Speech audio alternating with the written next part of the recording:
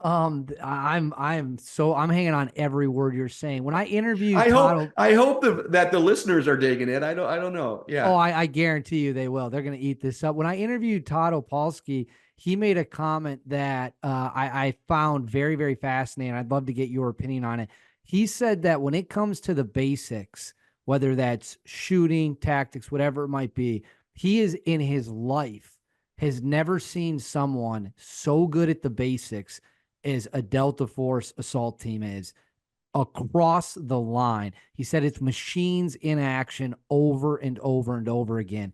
I've heard some people say that the biggest misconception about that particular unit is that, everyone thinks it's from the outside, they think it's like ninjas, but in reality, they're just unbelievably amazing at the basics and the fundamentals, and they never screw the fundamentals up. Would you agree with that take, who was told to me by a guy from that unit? 100%. Masters of the basics. Masters of the base. I'm a firm believer in acquiring fundamental and basic skills. From the time as a kid, communicating, getting along with people, being basic, fundamental, and skills. And the unit members, I've never seen such exactness in the application of basic skills in my life. I've never seen such exactness. It was clockwork, machines in action, getting the job done on the combat field, in every aspect. It was amazing to me. It was amazing. What is your opinion on his assessment? Hands down, and I would say the same about any good organization. If you're running sports analogies or not, or even in the military with the Rangers, Special Forces. I remember a friend of mine, even the name Special Forces, it's because you have general, general missions and you have special missions. Like, that's where Special Forces came from. It's like these are out of the ordinary, not general military operations.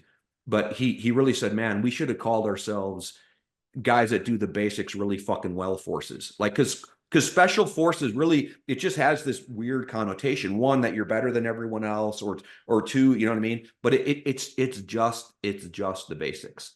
But the interesting thing that I would admit to people is your basics get piled on though, right? Like shooting, lying in the prone with your weapon supported and squeezing the trigger and hitting the black dot. Everyone starts there, right? Those are the basics. But the basics end up becoming running and shooting. You know what I mean? Like your basics become more than just the basics. It's like, I'm a jujitsu guy. It's like a black belt in jujitsu. You still do the basics better than everyone else, but your basics are way more sophisticated. So while I would agree with that assessment wholeheartedly, it's a little bit of a game, right? Like, yeah, our basics aren't your basics. We started where you started, and that's the beauty of the unit too. Like, when you go to selection, they have a class on wearing boots. They teach you how to tie your boots. They teach you how to carry your feet. They teach you how to wear a rucksack. So you start at those basics, just like I'm talking when you're finishing the operator training course and you're literally running at full speed, hitting targets 20, 30 meters away on the run. You didn't just get there. You started at the basics. So yes, I agree. But does that make sense? Like, It makes perfect you're a sense. black belt. It's like, it's like a UFC fighter or a fighter. Like, you're doing the basics. You're blocking, you're jabbing, you're hooking, you know what I mean? But you just do it with more precision. You do it faster,